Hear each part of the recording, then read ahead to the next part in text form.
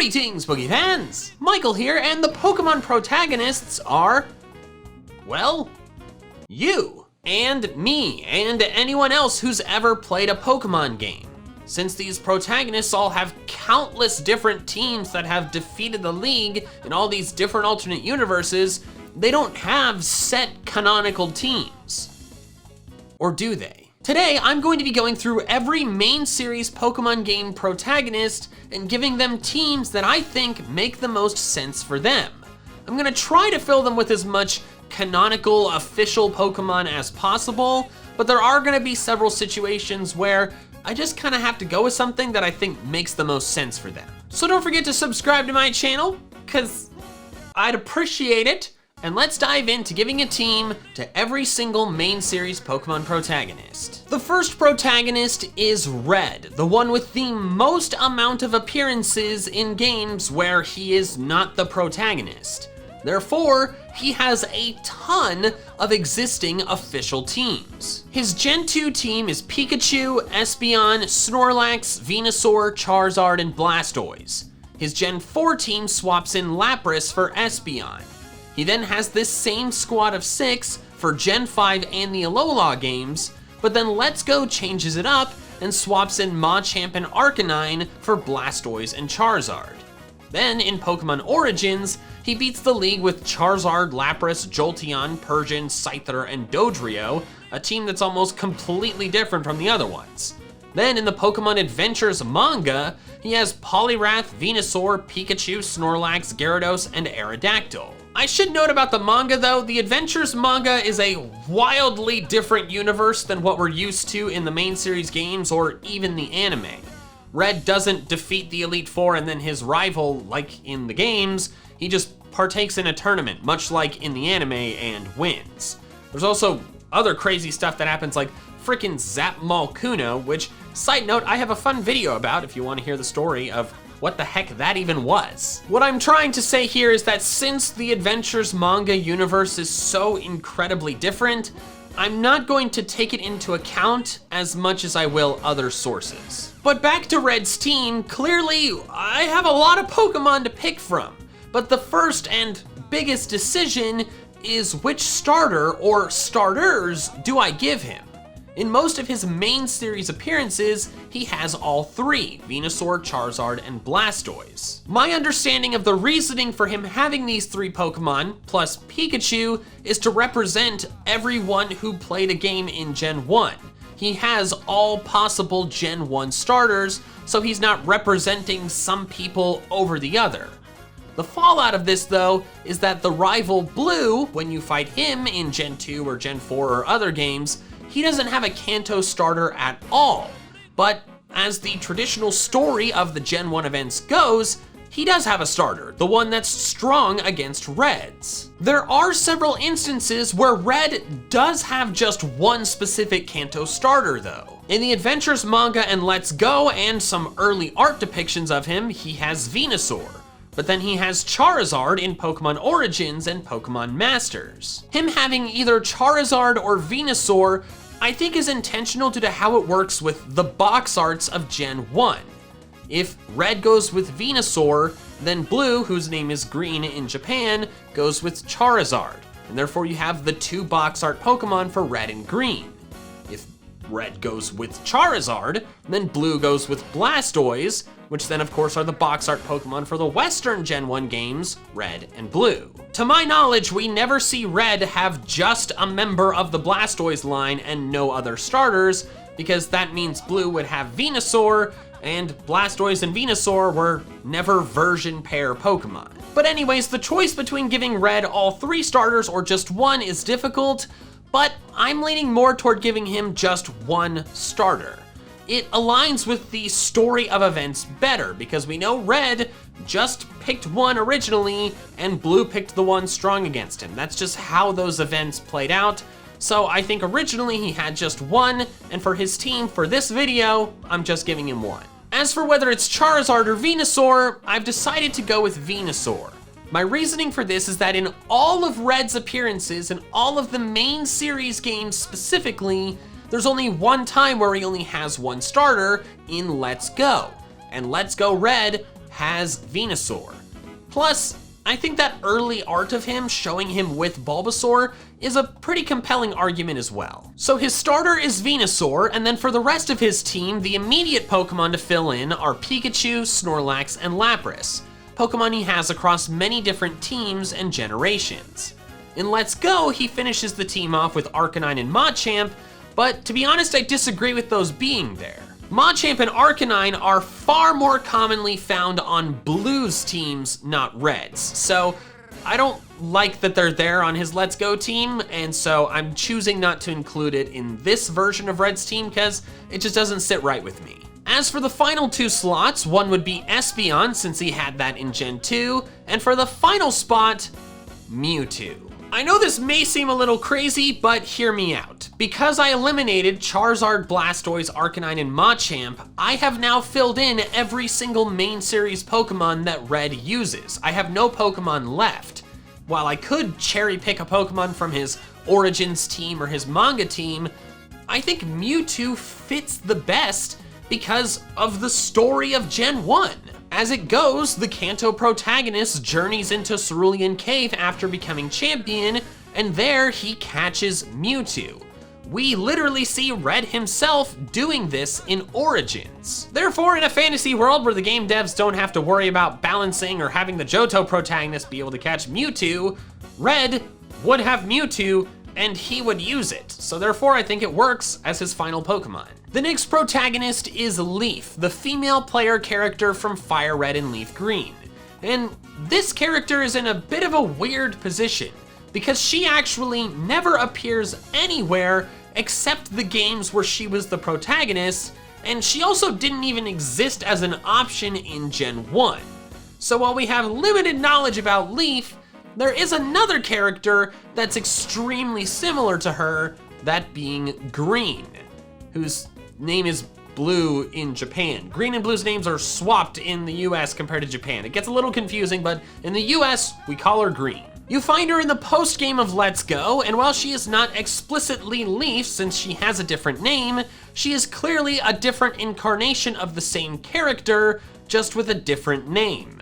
Another link between these two characters is that in the manga, they are not two characters. Green in the Pokemon Adventures manga wears Leif's outfit, clearly indicating that they're the same character.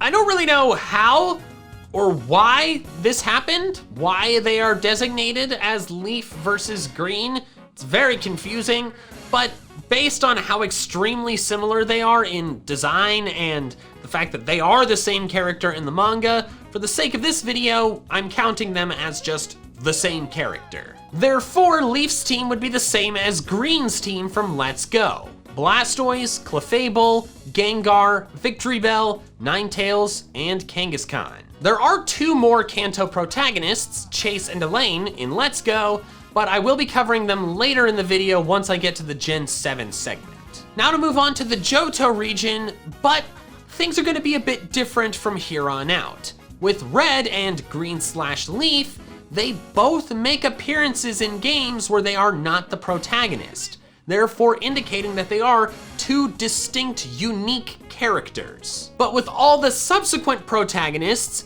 they either never appear as not the protagonist, or they do, but only in their own game when you select the opposite gender. What this means is that for all the not Red and Green/Leaf protagonists, they're the same character. They fill the exact same role and are completely interchangeable. Therefore, I will just be giving 1 team for both of them because, as I said, they're the same character. To give you an example for why I needed to do this, let's take a look at the Johto protagonists, Ethan, Chris, and Lyra. Ethan is shown with Typhlosion in multiple places. Chris is shown with Feraligatr in multiple places, and Lyra is shown with Meganium. While I could try to give them all unique teams, that causes a problem, because if all the starters are taken up by these 3, what the hell does Silver have? Well, apparently in Masters, he gets frickin' Ho-Oh. If all the starters are taken up by the protagonists, it causes issues with how the rival fits into the story in a lot of the regions.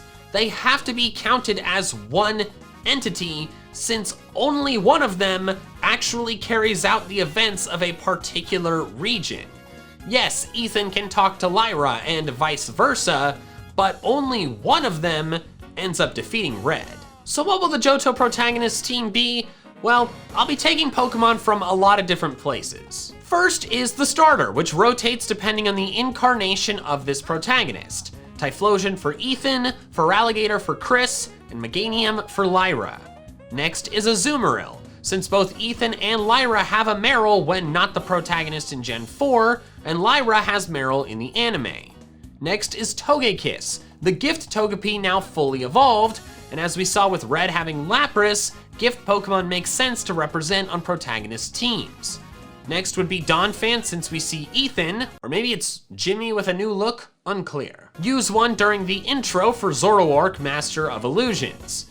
Next is Girafarig, since Lyra has one in the anime, and finally is Ho-Oh or Lugia or Suicune, depending on the version of events. None of these characters are ever seen actually possessing a legend, but in my opinion, if a protagonist has to fight a legendary as part of the story, then it should be assumed that they catch it. Post-game legendaries don't count because those are totally optional. I'm just talking about legendaries you have to battle and have the chance to catch during the main story. The only exception is Red with Mewtwo because that's always tacked on to the Kanto story, and hell, we see Red literally catch it. One last thing I should mention before I move on from the Johto protagonist though is that in Heart Gold and Soul Silver, Ethan or Lyra, depending on who you're playing as, mentions having 4 Pokemon that I did not put onto this team. Tauros, Tangela, Bulbasaur, and Porygon, depending on where you call them and they say something on the Pokegear or something like that. I could have included these, but I just personally didn't think they fit as well, so we can say that they have them as backup Pokemon in the box or something. Now we can move on to the Hoenn games, the protagonists being Brendan and May. And once again, these characters are interchangeable. One of them is the protagonist, and one of them is the rival. Which one is which just depends on the version of events you go with. First is the starter pick, and Brendan's is Sceptile. Brendan is seen with Sceptile in Pokemon Generations, Pokemon Masters, and the Oris animated trailer, and he's only seen with other starters in one of his brief anime cameos and in old art from the Ruby Sapphire guidebook. May's is harder to pin down. She has Blaziken in the anime, as does her manga counterpart Sapphire, and she's depicted with Torchic in Jirachi promotional art. However, she has Mudkip in her figurine and another piece of art, and she has both of them in the Oris animated trailer. It's not an easy call, but I've decided to give her Blaziken. This is a personal decision, but I just more heavily associate her with Blaziken due to how much of the Hoenn season of the anime I watched when I was younger. For most of the rest of the team, I can simply select Pokemon that they use at some point or another in the main series games when rivals. Wailord is the first one, since neither of them are using Swampert. Then Brendan gets Macarga while May gets Breloom, covering the elemental type their starter does not. Swellow is used for them in Ruby and Sapphire, and then Raichu is used in the after credits battle for Oris. Finally is Groudon or Kyogre, since the battle with them is part of the story. Although in the Emerald version of events, they don't actually battle Groudon or Kyogre as part of the main story. They don't actually battle a legendary at all. All they have to do is summon Rayquaza. They don't actually have to go and battle it and try to catch it. That's completely optional. So for the Emerald version of these protagonists, they wouldn't have Groudon or Kyogre. To fill this gap, I'd say Ludicolo. It obviously overlaps types, but Emerald, Brendan, and May have Ludicolo even if they chose Swampert, and I liked Ludicolo, so they get to have one. Next is Sinnoh, the protagonist being Lucas and Dawn. First, we have to designate starters, but this decision is honestly pretty tough, because ideally I can have Lucas with one of them, Dawn with another, and Barry with another. But that's not as easy as it may seem. Barry is most often seen with Empoleon, having it in the anime and Pokemon Masters. But then his Adventures manga counterpart Pearl has Infernape. Dawn has Piplup in the anime, but then Turtwig in Masters. Lucas is never seen anywhere with a specific starter, even including this Battle Frontier art where he has none. But it's implied he has Empoleon due to Dawn having Infernape, and Barry having Torterra, starters we don't see them having anywhere else. In short, it's a mess. I think the best solution is to give Barry Empoleon because we see him with Empoleon more often than either of the other two starters. That means that Dawn/Lucas has Infernape, since Barry is supposed to have the starter that is strong against the Protagonist starter. Then Dawn/Lucas, whichever one ends up as not the protagonist in any given universe, ends up with Torterra. The next members after Infernape are Clefable and Alakazam, fully evolved forms for the Pokemon Lucas and Dawn, using one of the multi-battles against Team Galactic. Next is Magmortar, the only Pokemon Lucas has ever been seen using outside of the main series. Next is Lucario, the evolved form of the Riolu egg given at Iron Island. And finally is Dialga, Palkia, or Giratina, depending on the game and the version of events. Next is the pair of Unova protagonists, Hilbert and Hilda. And these once again have to be the same entity.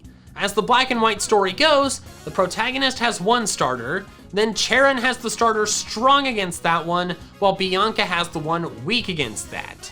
If Hilbert and Hilda are two different characters, that's then 4 people who have to have starters, and that just doesn't work. Hilbert, Hilda, same person. As for which one of them tends to have which starter, the choice is not easy, because Hilda is most often seen with Tepig/Emboar, but then that means Bianca would have Serperior, a starter she is literally never seen with, to my knowledge. But I think that's just something we're gonna have to live with. So for the sake of simplicity, I'm just giving Hilbert or Hilda their Masters starter. Hilbert's starter is Samurott in Masters, and Hilda's is Emboar, which she also has in her figurine. Then would be Reshiram or Zekrom, depending on the version of events that played out. After these two though, we have to get more creative, because Hilbert and Hilda don't really appear anywhere as not the protagonist.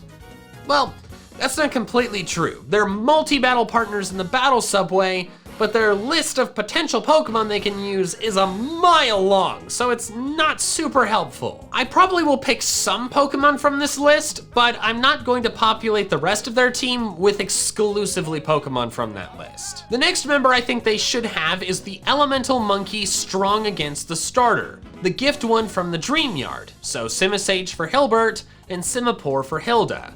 Then would be Volcarona, either the evolved egg received on Route 18 or the one found in Relic Castle. Finally would be Archeops and Beartic.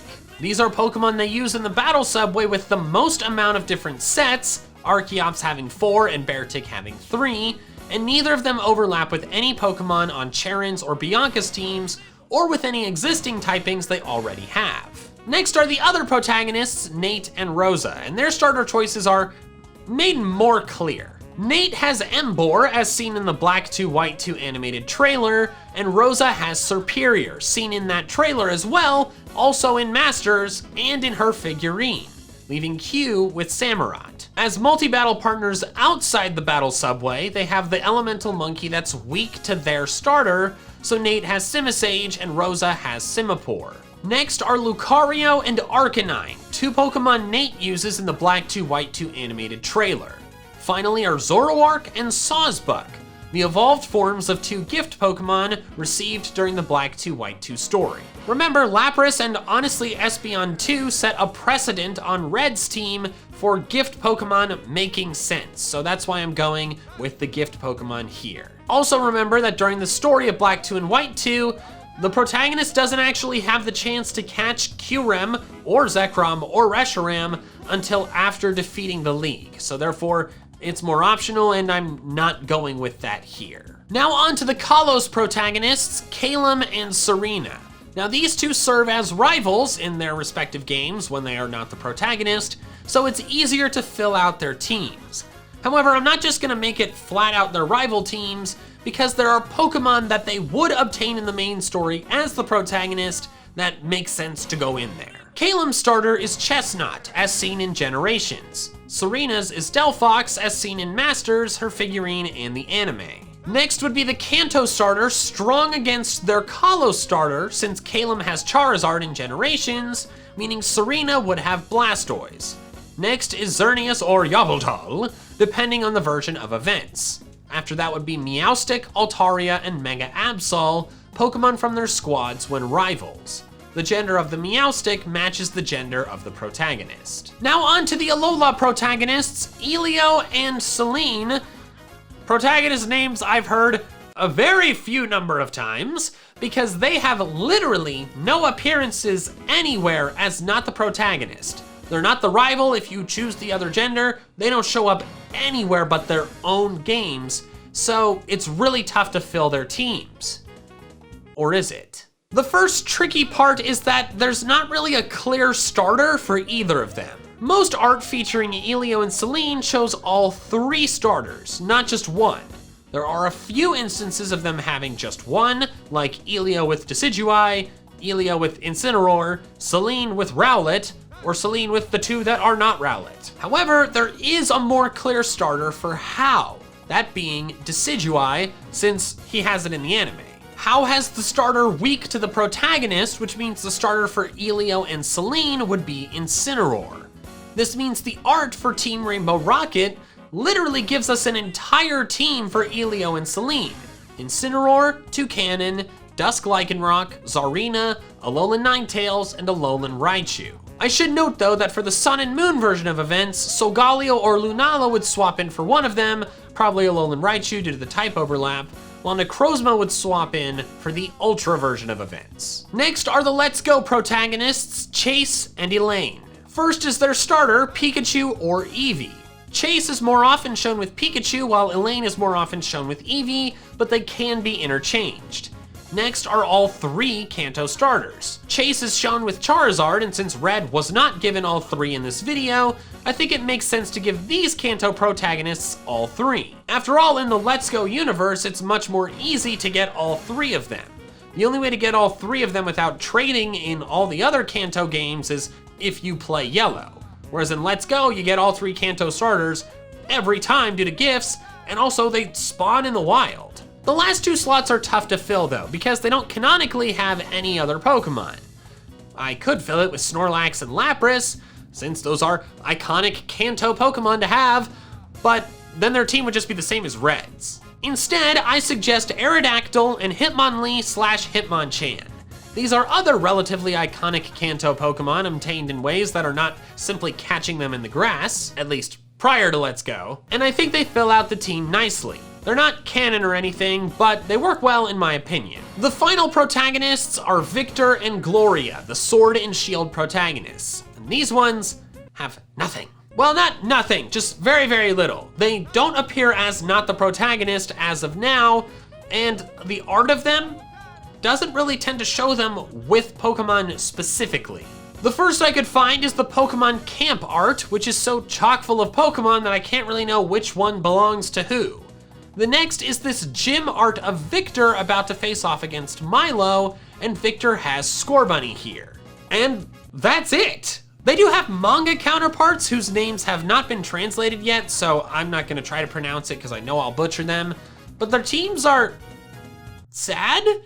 Like, Gloria's manga counterpart lost her entire team of 6 Pokemon after encountering illusions of Zacian and Zamazenta. And that's like the quest of the manga is to try to get him back, which is just like, god dang, dude. So instead of using that, I'm just gonna get creative. First is Cinderace, since we have that art of Victor using Scorbunny. Then is Zacian or Zamazenta, depending on the version of events. I know it's a post-game legendary encounter that is technically optional, but it's a post-game story. You know, it's not just like poking into a cave.